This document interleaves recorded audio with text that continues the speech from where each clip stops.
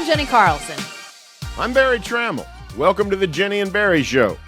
The Thunder leads the NBA in takeaways and is second in steals, and that turnover advantage is one of the reasons for OKC's surge into the upper tier of the league. Brooklyn Nets coach Jacques Vaughn compared Shai Gilgeous-Alexander to an NFL cornerback and Luguentz Dort to a linebacker, which got us to thinking, what kind of a football team would the Thunder make? Jenni and I are here to break it down. Yeah, this is going to be a fun one. But before we get started, we want to say thanks to these sponsors for supporting the Jenni and Berry Show. The Oklahoma Ford Dealers Association, MidFirst Bank, Next Gen Roofing, Two Fellas Movers, the National Cowboy and Western Heritage Museum, 988, Oklahoma's mental health lifeline. Remember, you can drive into your best in Oklahoma Ford dealers today for the best deals on Ford's full lineup of trucks and SUVs. Ford is the best in Oklahoma. And hey, let's face it, a box of pizza and a case of beer just don't work like they used to when you're moving. Nobody wants to help you. But we know two fellas that love moving. At Two Fellas Moving Company, we offer free, no-strings quotes for your move. With more than 20 years experience, we've pretty much moved it all. Our services don't end up moving either. Need to do some remodeling or spring cleaning? We have you covered with dumpster rentals and junk haul services. Remember, quotes are free and there are no strings attached. If you're moving in Oklahoma, make sure to call the fellas. Visit twofellas.com for your free quote today. Well, Barry, the quote you mentioned or the words from Jacques Vaughn sort of spurred us to think about Thunder as football team. Now, Lu Dort as a linebacker, clearly I'm on board with that comparison. But Shai Gilgeous-Alexander, a cornerback, that's an interesting one, I thought. Yeah, it is. You can see what Jacques Vaughn was talking about, the long arms, the range, the knack for the ball skill, all that kind of stuff. When you think about cornerbacks, you think of, their hands in the air. When you think about Shai Gilgeous-Alexander on defense, you think about his arms, horizontal because he's got the long arms. And, it's funny, Jacko, I don't know if you remember, but when they made the Paul George trade for SGA and all those draft picks, we got the billing was, hey, this guy could be an elite defender in the league. Yeah. Nobody pointed out that he might be the MVP because he's one of the most efficient scoring guards in recent history. But he's got the defensive makeup in terms of what you look for in a defender: quickness, size for his position, those kinds of things. But he does have a knack for the ball. The best NFL defensive backs are guys that can sort of know where the ball is coming, when it's coming, when to turn their head, all those things. SGA leads the league in steals. He does seem to have a knack for the ball. So I can sort of see what Jacques Vaughn was talking about. Yeah, it's interesting, sort of having those instincts. I think it does sort of speak to that cornerback idea when you're thinking about NFL quarterback. And, it's funny, some of the same things that we heard about Gilgeous-Alexander early in his time in Oklahoma City were some of the same things we heard about Russell Westbrook, having that ability to defend. Russell was Pac-12. Was it Pac-12 at the time he was at UCLA? Pac-10? Yeah. Pac-12? No, not 10. You're right. It's 10. Okay, 10. So Pac-10. He was Conference Defensive Player of the Year. So, he was an excellent defender. And I think his maybe will or focus to defend may have waned because he still could do it. He physically could do it. He just wasn't as good defensively as Shai Gilgeous-Alexander is right now. I think there's a lot of want to out of Shai Gilgeous-Alexander. So I think that is part of it, being that two-way player. Maybe there comes a point in his career as he gets older, becomes an even more established scorer. Maybe we see that wane, sort of in the way that, I think you and I are both interested to see if this, just the attitude that this team has, being very approachable and, easy to work with on the media side of things. Does that change? That's another thing. Does that change? Does Gilgeous-Alexander become less interested in being a lockdown defender? But when he gets engaged defensively, which is pretty much all the time, that's it. He's a hard guy to work around for opposing offenses. But I have to admit, I still think Lu Dort as a linebacker, that'd be a heck of a thing to see in the NFL. Or maybe it'd be, in the Canadian Football League, since these two are Canadian. Maybe that's where they'd have to play. Yeah, it's fun to look at these guys as other sports and those kinds of things. The truth is, most people we're not really suggesting they can make the crossover. Yeah. NBA players typically don't have the speed to play in the NFL. NFL players don't necessarily have the dexterity, the coordination to play in the NBA, those kinds of the skills to play in the NBA. Like Russell Westbrook, prime example, exception. He actually does. But Dort is 100% linebacker. He sticks his nose where it doesn't belong. He sticks his nose where people don't want to go. He'll guard LeBron James one possession, De'Aaron Fox the next. And he's just tough. Yeah. And that's what makes him such a good defender. I was watching him, guard. He's chasing around Anthony Simons on Tuesday night, just a little speck of a guy. And then he'll go, and then he guards Larry Markkinen. He'll just take on all. What makes a linebacker is he's in the middle. Yeah. Pass coverage, run defense, blitz. Go out and cover the flares on the perimeter. Just willing to do anything that needed to be done, and that's what Lu Dort does on defense. Yeah. And his versatility, coupled with everybody else that's going on, is one of the things that has lifted the Thunder into the upper tier. So, yeah, I like both. I like both comparisons, but clearly, I think we could get anybody to admit, hey, Lu Dort is a linebacker. I think it'd be cool if we get Mario to announce at Thunder home games, at linebacker number, whatever was it, Dort's 5 or 6, whatever it is. 5, yeah. 5. Number 5, Luguentz Dort. I think that'd be a lot of fun. I hereby endorse the proposal.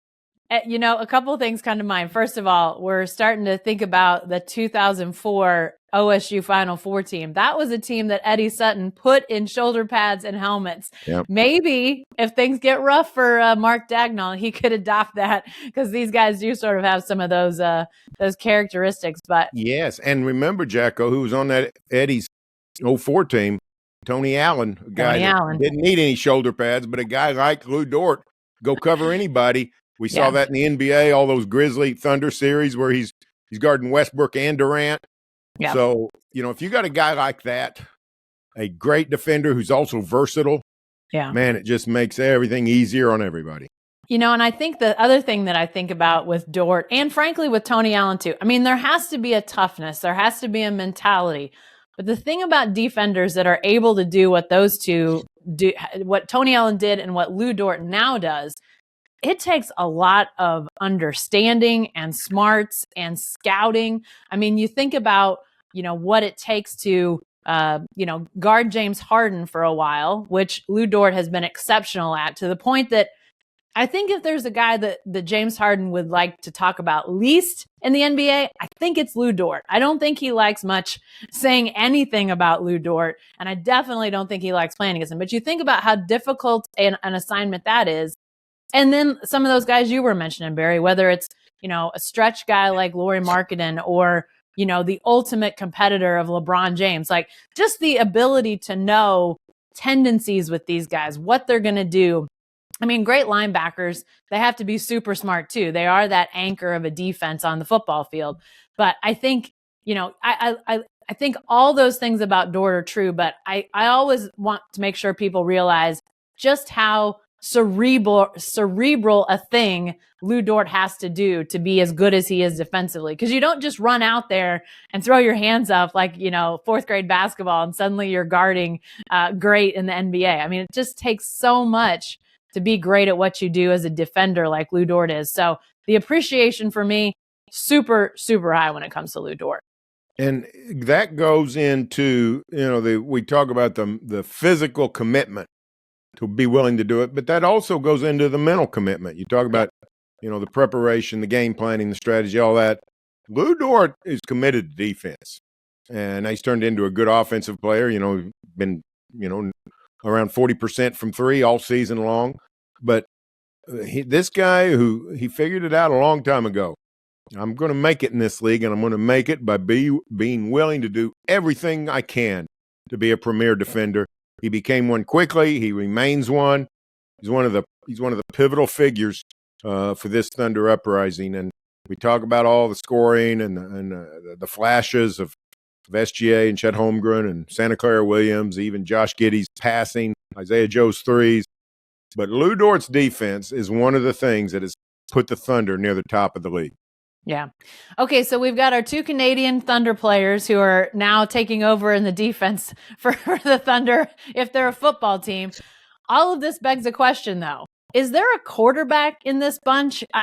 This is a really interesting question because, you think about quarterback as a leader, as that offensive, spark. But this, to me, Barry, I don't know if I have a real good answer for that because maybe that's this positionless basketball thing that is in my head that makes me think there's not. I mean, if Chris Paul's on this team, the quarterback's Chris Paul. But Right. but point guards like Chris Paul don't exist that much anymore. This made me think, and I think the Thunder does have a quarterback. He just doesn't play quarterback all that much, and that's Josh Giddey. If you think about, and this actually goes into a discussion about trade deadline and the future of the Thunder and all kinds of things, but I actually think Josh Giddey may be being held back by the team he's on. Because he has to acquiesce to SGA the majority of the time in terms of initiating the offense. And when it's not SGA, there's other guys. I mean, sometimes they run it through Santa Clara Williams. They've got a lot of depth. I think Giddy is a premier passer. He sees the court and sees things that most players, his court vision and his coordination on passing is upper level. Yeah, it's just not required of this team that much. So he's doing other things. He's driving and dishing. In from the wing, those kinds of things. His shot's gotten better. But I actually think Josh Giddey might be better off on another team if he was point guarding a team that didn't really have a primary ball handler. Which there's a few out there. And I don't know if any of them make sense for a trade. I actually am not saying the Thunder should trade Josh Giddey. I'm just saying his career might, individually wise, his career might take off if he was not on this Thunder team. Yeah, and we've seen that over the years. There have been guys that just because of the makeup of a team, it was better for the Thunder and better for the player to be in a different situation. James Harden wasn't. I don't know if he ever could have become what he became had he stayed with the Thunder. I know Thunder fans want him to have stayed. I get it, but there may just have been a point where he doesn't become the James Harden we now know if he's still, alongside Durant and Westbrook and that whole group. I don't know. I think you bring up an excellent point about Giddey. I also think it's kind of interesting to think about quarterback as tone setter. And when I think about quarterback in that regard, my mind goes more to the SGA, maybe even Kenrich Williams as a guy that I think about too. Kenrich Williams, just sort of that, I don't know, just the mentality, just the mindset, the focus. I mean, the way that Shay plays and just his really knack to never get rattled in any situation, I think is such a bleed over effect to the rest of the team. Even that Tuesday night game that the Thunder won against Portland with Jalen Williams hitting a game winner with only a couple seconds left, just looked like it was another shot, and in a pressure moment, just hits a shot and that, everybody seems like, okay, that's normal. I mean, that's still a young guy hitting a game winner with less than 5 seconds left on the clock. So I think as far as setting a tone, I probably look more to SGA and Kenrich maybe as those guys, but it's an interesting thing as they've entered into this positionless basketball situation.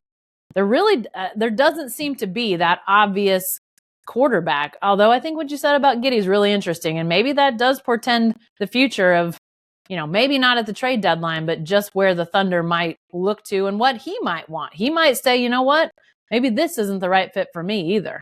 Yeah, and when I don't expect Giddey to be traded. I don't either. At the trade deadline, I really don't expect him to be traded in the summer. But I do wonder about the long-term fit. The 5-out is working, and Giddey's not a great outside shooter, gotten a lot better. He makes it work very well because of the spacing creates driving lanes. He's a very good driver. But if you just I've actually never seen people build a team build a game plan around inbounds plays because they've got a guy who's such a good passer on inbounds plays. And the Thunder has that. I mean, they will insert Josh Giddey outside of his routine rotations just to inbound the ball because they run special plays that he can fire all kinds of crazy passes. Yep. And the Tuesday night game against Portland, they had a great camera angle, and it was from behind, and Giddy looked off the pick and roll. Holmgren goes to the basket, and sort of one of the Portland little guys followed him, and you could it was a perfect angle for Giddy getting the ball right over the guy's head, right to Holmgren, and it just was a good picture of his court vision. Right. So I sort of see Giddy as a quarterback, dropping back in the pocket, able to survey the field and know which way to go with the ball, go through his progressions, go through his reads. He's just got uncanny instincts for passing the ball.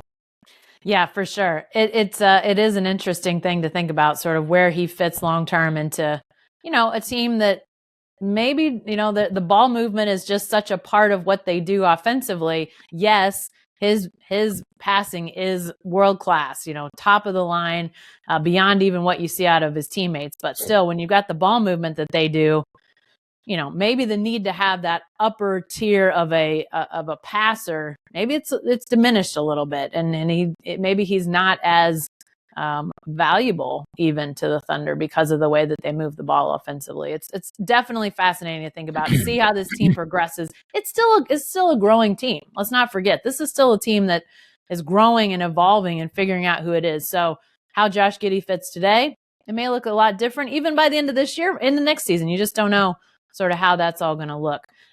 As we're talking about who fits certain roles, now I think it's time to flip the script a little bit, Barry, and figure out what the heck is the football equivalent for Jaylen Williams, the Santa Clara product, J-Dub. What position is that guy? Well, I don't know, because sometimes he plays point guard and sometimes he plays power forward. Yeah. Sometimes he's a shooting guard, sometimes he's a forward. The truth is he's mainly a wing, the new vernacular of the NBA. But when I think of a football equivalent of Santa Clara Williams, I think to a couple of guys who actually play football in Santa Clara. And those are the 49ers, Deebo Samuel and Christian McCaffrey. McCaffrey, the position we know, he's a tailback. Deebo Samuel, he's wide receiver basically, but was a running back for a while. They like to use him a lot of different ways. He can do a lot of things. And that's what Santa Clara Williams is. He's just so dang valuable. He guards most everybody, not fantastically, but he holds up against virtually everyone. Yeah. Offensively, he's great without the ball. He's great with the ball. He can pass. He can shoot. He can penetrate. He can shoot the deep ball. I mean, I think he's like 46%. He's up to 46% or something. He's bad Tuesday night. He may be down in the 44% range from deep. And he's just an all-around, he's a Swiss Army knife. And that's what those guys out in 49er land are. So this is a guy where he just, there's guys that playing football, they walk onto the field and coaches say, I don't care what he is. He's a football player. We're going to find ways to use him. And that's what it is with Santa Clara Williams. Mark Daigneault, his head must just spin at the idea is, hey, this guy can do so many things. We can do so many things with this guy. And the Thunder, to its credit, does. Yeah. It's interesting. Every once in a while on game nights for the Thunder, maybe I'm doing something right before the game starts, and to make sure I don't miss tip-off, I'll turn on the radio as I'm doing stuff around the house. Tuesday night, the Portland game happened to be one of those nights, and I heard the Thunder starting intros, which the players introduce themselves, say their name, number, position, Oklahoma City Thunder. And it struck me last night, Chet Holmgren's intro is Chet Holmgren, basketball player, which is interesting. But to me, that maybe should fit Jaylen Williams too. I mean, I think he's as much basketball player as anything. I think he says small forward, but I think he could literally say basketball player because he does. He handles the ball. He defends bigs. He defends smaller guys. I mean, he really does so many things. I was a little bit surprised, frankly, Barry, to see Jaylen Williams not make the USA basketball roster of possible players for the Olympics. They're going to pull that 12-member team out of I think it was 41 athletes. Chet Holmgren was included. Jalen Williams was not. Seems like a guy to me that they would want to have in that workout group. So that was a little bit surprising to me just because of the flexibility that he, like Chet Holmgren, offers to a team. So I'm not saying he's ready for the Olympics or anything, but to have a guy like that, that was a little bit surprising. But I think that talking about Chet Holmgren, let's just talk about him for a second, because we're talking football teams and how this Thunder team figures into a football team. What is Chet Holmgren exactly? Well, I think there's, if you literally wanted to put him on the NFL roster, he would make a great field goal blocker. And I don't mean rushing the kicker. I mean standing him in front of the goalpost and let him knock down the long field goals, which I think is against the rules. And I've always wondered why. Somebody tell me why that's against the rules.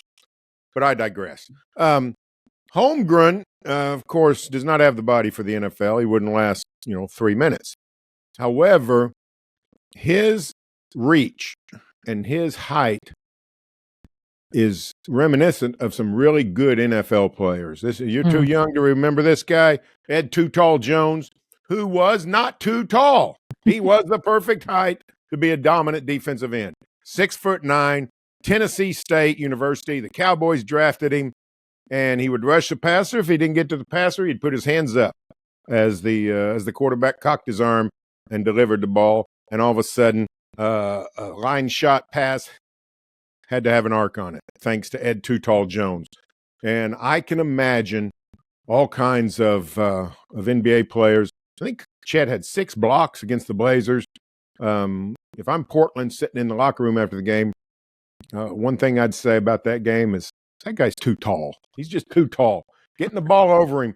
And I was thinking last night, when the Thunder drafted Chet Holmgren, they were hoping he would be a transcendent player because of his ability with the ball, shoot, drive, all those things. And that's come to pass. He's been outstanding.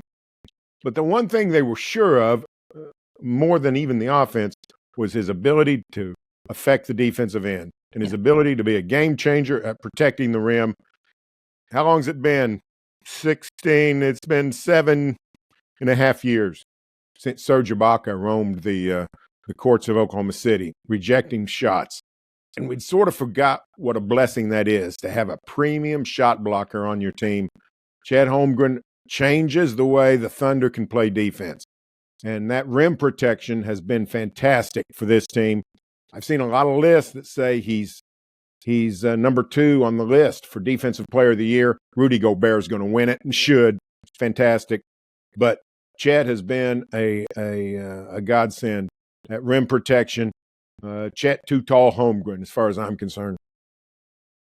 Yeah, it's interesting. I think a lot of people might think Chet Holmgren's place on a football field might be goalpost, like his thinness. But I do think the way he moves and catches, it's not how most 7-footers move and, are able to handle the football. So, or handle the basketball. So, and I've already got him on the football field. So it's an interesting thought. I'm not sure exactly. What you said about not lasting 3 minutes. I mean, he would need to probably double his body weight to even stand a chance to not be, injured, broken in half by whatever NFL player he ran into. So it's impossible to visually think about Chet Holmgren actually playing football. But it is fascinating, his skill sets with his hands, with his feet, with his dexterity, just the way he moves for a guy his size. I think there's definitely some guys in the NFL that, you watch him move and you think, now how did they do that with their size, their length, just the speed at which the game moves, all those sorts of things. It's an interesting physics experiment because sometimes it doesn't even seem possible. Since we're talking about Chet Holmgren and his lack of beefiness, what about the beef? Where is it, Barry? Used to be the Thunder had guys that were kind of lineman-like, whether you're talking about Steven Adams or Kendrick Perkins or some of those types of folks. But this Thunder team, they don't really have any line candidates, it doesn't seem like. A bunch of gazelles. That's what this Thunder team. A bunch of guys that can run and jump. They would, if they're decathletes, they'd get killed in the throw events, but otherwise they would dominate. So this is a really formatted Thunder team in terms of athletic ability. They want long, tall, rangy athletes, and the Thunder's always sort of Sam Presti's years always prioritize that. But in addition to the big guys they've had, Thunder big guys, Holmgren, Arkansas Williams isn't a beanpole, but he's not overly massive. So Olivier Sarr, the third team center, similar. But I think it's just the Thunder is looking at speed and looking at athletic ability, and it goes back, I think, in football, you go back to the 1980s. That's what Barry Switzer did. That's what Jimmy Johnson did at Miami. They prioritized fast guys and speed defensively, primarily getting to the ball. But the wishbone for the Sooners really prioritize speed. And I think the Thunder, they've always gone for great athletes in the draft. I remember Antonio Daniels when he was on the Thunder broadcast crew. He was down on court a couple hours before a game, and some old NBA guy, a scout or coach or somebody, had known Antonio, and he walked up and said, "Antonio Daniels, no wonder you're with the Thunder. You're perfect for the Thunder." Because Antonio was 6'7" and rangy, guy steal the ball a lot and sort of an Andre Robertson type. Only I think probably score more, but that's what the Thunder's always been about, and been criticized a lot because they get guys like that are not particularly skillful with the ball. Andre Robertson, an example. Ousmane Dieng, a current example. They hope that Ousmane develops into a really good player, and he might. But what we're seeing with Shay, with Santa Clara Williams, with some of these guys, you're seeing premium athletes who are also very good with the ball. So the Thunder's not trying to win a tough man contest. They're not trying to play bully ball. When they play the Sixers, when they play the Nuggets, it could be dicey. But they've shown that they can stand up to big teams. And they've beaten Denver twice, beaten Minnesota twice. They've shown that their speed can counter, girth and bulk. Yeah, and that was actually what I was going to say. Even though this is not a bear wrestling team, we talked about those great series with Memphis and Zach Randolph and, all of the physicality of that series of yesteryear, as a very old school physical matchup.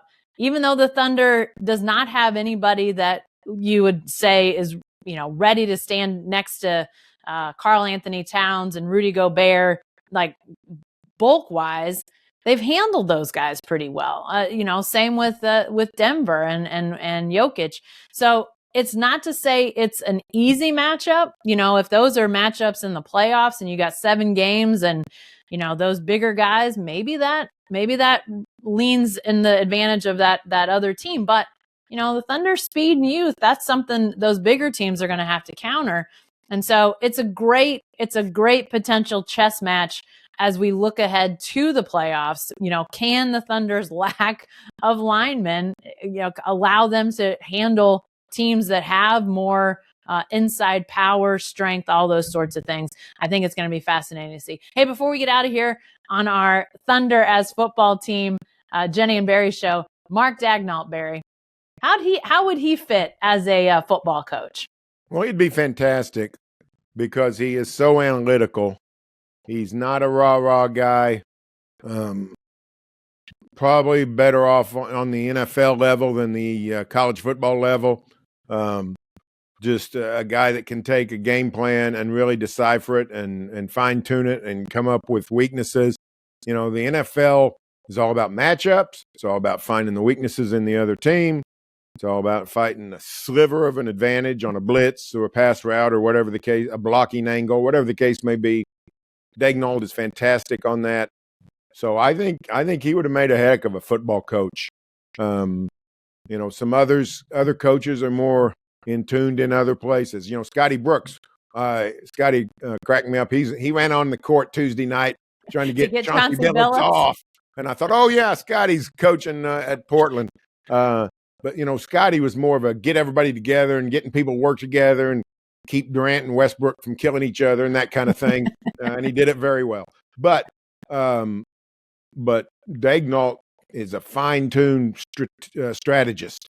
Yeah. And I think that would work very well on the football field with some of the guys who, the Mike Leaches and the guys who just like the X's and O's. Mark Daigneault is a fantastic X and O guy. Yeah, he strikes me as kind of the new age of like the Sean McVays and the, some of those guys that are younger but sort of have that beautiful mind thing going when it comes to the analytics. I don't see Mark Daigneault as like, he's no Pete Carroll, Barry. He's not gonna, he's not running up and down the sidelines, pumping his fists but I will say this, I do feel like Mark Daigneault is very much, the players seem to really gravitate towards him. So while he's not outwardly the cheerleader, I think he could very much, get the team, whether it was a football team or a basketball team, rallied around each other, around him. He really seems to have the ear of those guys, which I think is really cool. I got an exercise for you. Close your eyes. Let your imagination go into overdrive. Okay. And picture Mark Daigneault yelling at a Thunder player. Can you imagine it? I can't imagine it. No, I can't say it's not there. It's blank. He can't. I don't think he's capable. Or he's capable. I don't think he's going to yell at a Thunder player. I don't think he ever has. I don't think he ever will. He's an explainer. He's not a yeller. Yeah, I think that's a great point. And by the way, he's also never going to say something like, we're going to bite the kneecaps of our opponent. So Dan Campbell also off the Mark Daigneault comparison board. Yeah. Well, we've had some fun talking Thunder as football team. We hope you've enjoyed it too, but that's all the time we've got this week. We'll have all sorts of Thunder content at selloutcrowd.com, and you can find our columns, videos, and podcasts there, as well as at barrytramel.com and jenni-carlson.com. If you want our content at your fingertips, we have got you covered. We have an app. It's available for iPhone and Android, and you can download it today. If this happens to be your first time hearing or watching us, be sure to subscribe to our show on YouTube or your favorite podcast app. And if you like what you hear, please leave a review. Thanks for joining us, and we'll see you next time.